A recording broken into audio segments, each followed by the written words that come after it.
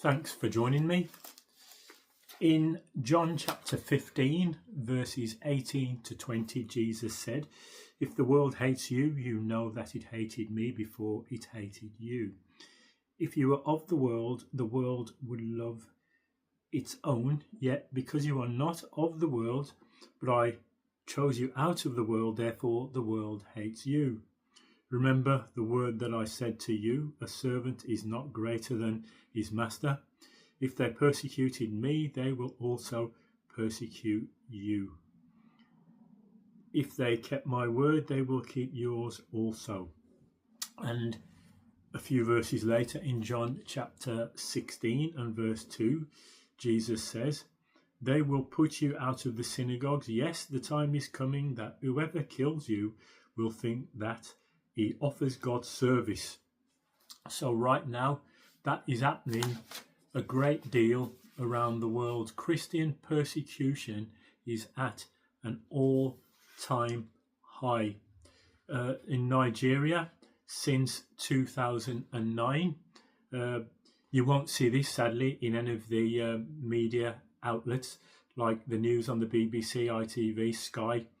They just seem to ignore it. But since 2009, in Nigeria, particularly the north and in the Middle Belt, 52,250, and that's a conservative estimate, Christians have been killed.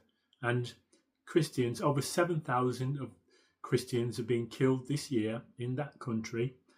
70%, over 70% are women and children, and that's an average of over 35 Christians are killed every day in Nigeria. I also heard this week that over 30 Christians have been beheaded in Mozambique recently. I'm recording this October 2025. And earlier this year in the Democratic Republic of Congo, over 70 Christians were beheaded. And I've got a prayer update from the Barnabas Fund for October, and it says that the Islamic State have demanded the continent, this is Africa, Christians convert or submit to Islamic rule or die. It says Africa's Christians need our prayers as Islamic State, IS, also known as ISIS, ISIL, Daesh, has made its intentions to subjugate those who profess faith in Christ abundantly clear. The terrorist group has demanded that Christians in Africa convert to Islam or accept their status as conquered people, that's dhimmis, under Islamic rule. The demand came in a 28th of July statement claiming responsibility for the killing of at least 34 worshippers at a church in Ituri, northeastern Democratic Republic of Congo, DRC. It also reiterated in the August the 7th issue of Al-Naba, the online publication of IS. The initial statement declared, "Let Christians of Africa and their Crusaders army know that there is no security for you except in Islam or jizya." In classical Islam, jizya is a tax paid for non-Muslims, people of the book, that is, Christians and Jews, as a sign of their subjugation to their Muslim rulers. And those who accept such a status are known as dhimmi, and they must abide by various restrictions that reinforce their status as non-citizens under Islamic rules. Al-Naba editorial praised the fighters of Islamic State Central Africa Province, ISCAP, in DRC, and Islamic State Mozambique, ISM, for their campaign of violence against Christians. It added that Christians in Africa had three options: convert to Islam, pay jizya, that's the tax, as subjugated people, or be killed. Both groups are coordinated by the Islamic State Al-Qarar office in Somalia.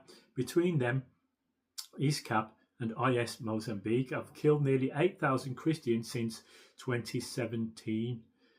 So that is the state of play for Christians in Africa. And right now, it's not just Africa, but Christians all the world, around many countries, are undergoing unprecedented wave of persecution. Why isn't this in the news? Why aren't there marches on the street campaigning for the systematic targeting and slaughter of Christians across the continent of Africa? We don't see anything.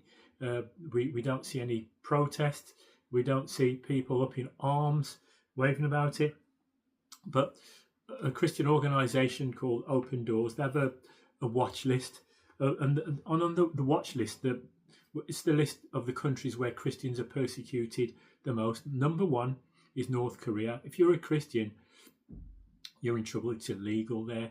You're supposed to worship King Kim Jong-un, the leader of the country. And if you're found to be a Christian or in possession of the Bible, you're put in a work camp where you're likely to be worked to death. Somalia is number 2. Al-Shabaab there persecute Christians. There's no freedom of religion in that country. Yemen is number 3. Libya number 4. Sudan number 5. Eritrea, communist dictatorship, is number 6. Nigeria number 7. Pakistan number 8. Iran number 9. Where if you're a Christian or if you convert to Christianity, you're seen as an enemy of the state and you'll be arrested on trumped up charges saying you're working against national security. So Iran number 9. Afghanistan is number 10, ruled by the Taliban. India is number 11. The BJP is in power in many states in India. They've introduced the anti-conversion law, and Christians are accused of bribing or blackmailing people to convert. So India's number 11. Saudi Arabia, where there's only one recognised religion, Sunni Islam, and any other faith is illegal. Number 13 is Myanmar. Number 14, Mali. Number 15 is China. So if you're a Christian, pray for your brothers and sisters, and I urge you, if you want to financially support any organisations that support these persecuted Christians, contact the Barnabas Fund, Open Doors, Release International, Voice of the Martyrs, or Christian Solidarity Worldwide. You can support, and also you can get outlines of letters, what you can write to your MPs, lobby them to contact the Parliament or the government to put diplomatic pressure on these countries so that all citizens are treated equally and protected. So Christians, the words, what Jesus said in the gospel, are being fulfilled. But what was it? Tertullian, one of the early Christians, he said, the blood of the martyrs is the seed of the church.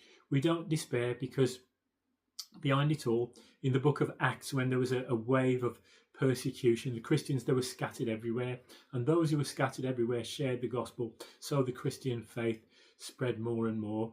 Jesus said, I'll build my church. The world can do its worst, try to stamp out the Christian faith, but Jesus is doing great things. Even with the death of Christians, it's opening the eyes of many people, including those who are the perpetrators of the crime. Pray for those persecutors as well, that God would open their eyes and show them the errors of their ways and bring them to the truth. But thanks for joining me. Remember your brothers and sisters in prayer. God bless. Bye.